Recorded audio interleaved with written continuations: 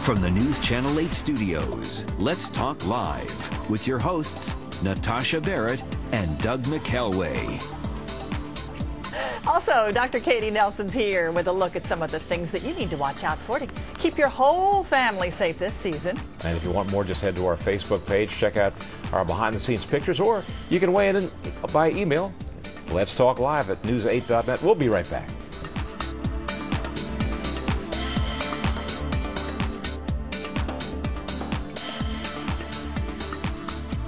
Well, most pet lovers out there would agree that they would do virtually anything to keep their pets safe and healthy. Yeah, but each year, unfortunately, the Animal Poison Control Center gets tens of thousands of calls about animals that eat or drink something that they shouldn't, something hazardous or a toxin. So how do you make sure you keep your pets out of harm's way? Well, the best way is to know where the dangers are. Veterinarian Dr.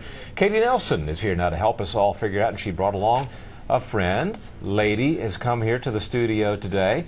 And she's just been a delightful little girl. I can't quite tell what she is, maybe part pit bull, but she's as sweet as can be. We're calling her an American Bulldog mix. American Bulldog? Yeah, we're calling her an American Bulldog mix. She's very well behaved. She is. She's 3 years old, and she is already spayed. She looks like she has had a litter of puppies at least once, but she came up from Asheville, North Carolina to join us here to try to find a home here in Northern Virginia. So. Oh, well, I hope she finds a home. She wants to be a city girl. Yeah. So Lady looks very healthy, but today we're talking about pets that become sick when they eat the wrong kinds of things. Yeah. So let's talk about some of those things. Let's start in the house. What are some of the problem areas? Well, the first place I'd really like to point out to people, because a lot of people don't really think about our medicine cabinets as being something that our dogs are going to get into. But we see dogs at our emergency hospital, every week that have eaten something that they weren't supposed to, whether it was the owner's prescription medication, whether it was an over-the-counter medication that the owner gave them purposefully, but they didn't know that it was harmful to them. Tylenol, for example, for cats is fatal. Really? For cats. Wow. Absolutely fatal. And that's in everybody's house, almost it's in everybody's house. Even And you think, oh, my cat jumped off of something and sprained her shoulder or whatever, I'll just give her a Tylenol, and that can actually land her in the hospital. Well, not to mention the fact that people just drop pills all the time. Absolutely. And dogs. Dogs and cats. I mean, you can't pill a cat to save your life, but you drop something on the floor and the cat will eat it. I mean, it's really ironic, but it's true. Ibuprofen for dogs can send them directly into liver failure. So, I mean, these are things that people really need to know before you are self-medicating your pet. So my advice is don't give anything to your dog or your cat unless a veterinarian tells you specifically the dosage, the amount, and the name of the medication to give. Don't take it upon yourself to start dosing things to your pets, because they can't handle the things that we can. What about foods? I mean, we all have pantries filled with things that may be not good for our furry friends. Absolutely. I mean, did you know grapes and raisins can send dogs into renal failure? Really? Grapes and raisins, absolutely. Chocolate, I think everybody kind of knows about chocolate. Chocolate is not good for dogs. Chocolate's not good for dogs. It's mostly the dark baker's chocolate. It's got a lot of caffeine. It's got something called theobromine in it. Can cats eat it? It's not good for them. Basically, let's just keep that kind of stuff out of the way. It may not necessarily have the exact same cardiac effects on a cat as it does on a dog, but it's still not good for them. It's funny because you were talking about grapes, and I can remember many times I played with grapes with my dog, and they'll kind of chew on it, but they'll spit it out. At least in our case, the dogs, which is, I guess, a good thing now. Well, it's only been in about the last 10 years that we really knew that grapes and raisins were toxic. I remember being a kid and giving them to my dog as a treat, and now I look back at it and I go, oh my gosh, I can't believe I did that. Wow. Well, let's move out to the garage now, because that is an area where we all tend to store chemicals, fertilizers, insecticides. A lot of bad stuff lives out in our garage or our storage shed or whatever it is that you have that you store your stuff. From rat poison, which we all know is terrible for our pets, to antifreeze, which is deliciously tasty. It's a very, very sweet product, and they will just drink it all up, and it'll send them straight into kidney failure, so that's something definitely we want to keep away. My advice is, I have kids too, and so my advice is, have a cabinet that's got a lock on it.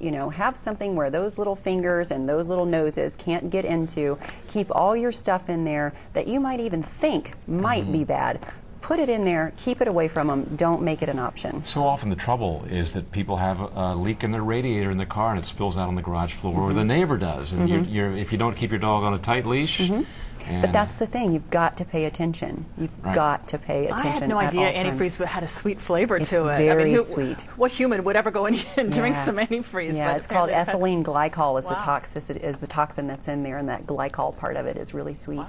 And then they're just the standard objects that dogs love to chew on that they're going to find outside. Yeah, and you know, there is a humongous list on the ASPCA poison control website of plants that are toxic to dogs or cats in varying ranges. Azaleas are toxic to dogs, all sorts of things, lilies to cats, tons of plants that we have in our houses, in our yards. We really just have to be super, super careful. And if you see your dog out there playing with something, chewing on something, eating something, or your cat, just go on that website, take a quick look. You can type in, they've got all the different common names for these plants are on there as well. So go ahead, just type it in, put it in there. It's better to be safe than sorry. And if you have any concerns, if you can't find it, call your veterinarian. We're by no means a botanist, but we can do some darn good research to try to figure it out. How do we know when they're sick? I mean, we've seen cats, for example, that will go outside and just eat grass. I was wondering, that was my question. Or dogs too, they love to chew on grass. Is that bad? Sometimes people have said to me that, well, that means their stomach is upset. Is that true? It's one of those old wives' tales that nobody can really prove or disprove it. I do think in some cases dogs might be nauseous when they're doing that, but there are other dogs that just like it. My dogs go out and graze every single morning. They're getting their roughage, is what I say. So, salad. Yeah, precisely.